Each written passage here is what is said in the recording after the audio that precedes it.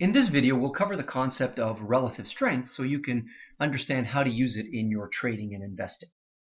Relative strength is really a measure of one asset compared to a basket of other assets to determine its strength. To really understand this concept, it's helpful to understand how the market is made up.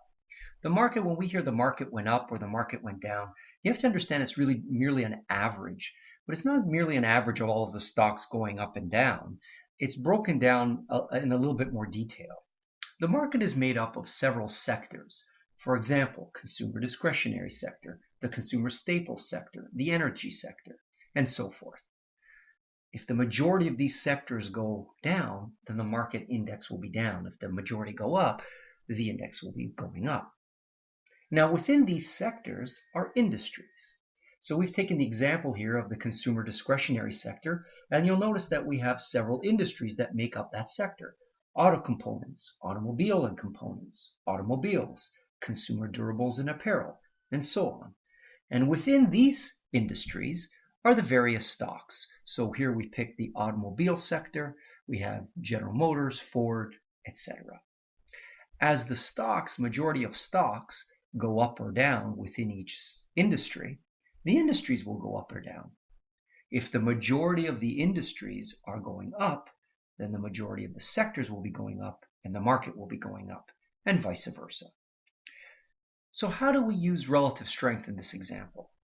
Well, we begin by really looking at the market sectors and industries. And what we do is we compare all of the industries to the overall market. And by doing so, they are ranked. So we find out, well, how did the auto components do? Were the auto components industry stronger than the other industries, weaker, or about average? And that report is run on every single one of those industries. Now let's say, for example, the automobile industry turned out to be the strongest of all these industries within the consumer discretionary sector. We would then know that we would want to purchase stocks within the automobile industry if we wanted to have our stock appreciate in value. So we would look to buy General Motors, Ford, Tesla, and so forth, the stocks that are held within that industry. Now we can also run a relative strength on the stocks and compare it to the industry to understand which one of these stocks are the strongest, weakest, or average.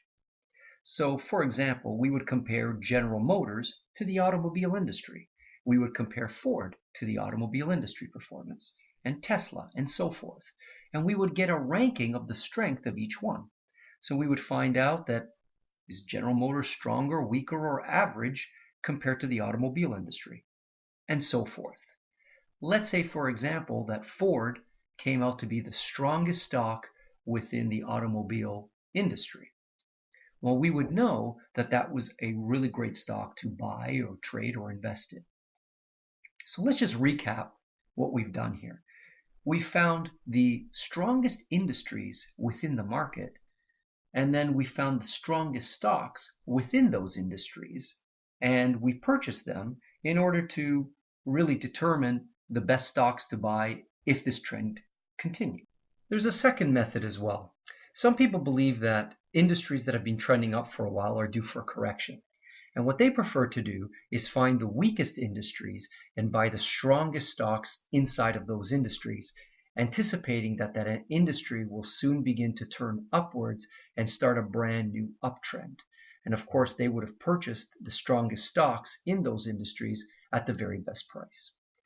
At the Wealth Chaperone, we will provide both reports for you.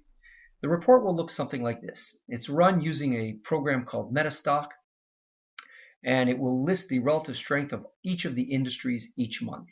You'll notice the first column, relative strength, ranks them in order, and so when we ran this report, water utilities came out with the highest relative strength. You could also compare the relative strength today to 5 days ago, 21 days ago, 60 days ago, and so forth. We will run the strongest stocks in each of these industries. If you look to the bottom of the report, you will see, of course, the lowest ranking relative strength. And when we ran this report, oil, gas, and consumable fuels ranked the worst, then energy, then construction, engineering, and so forth. We will also run the strongest stocks inside of these to help give you ideas. We hope that these reports will give you ideas to help you in your trading and investing. Good luck.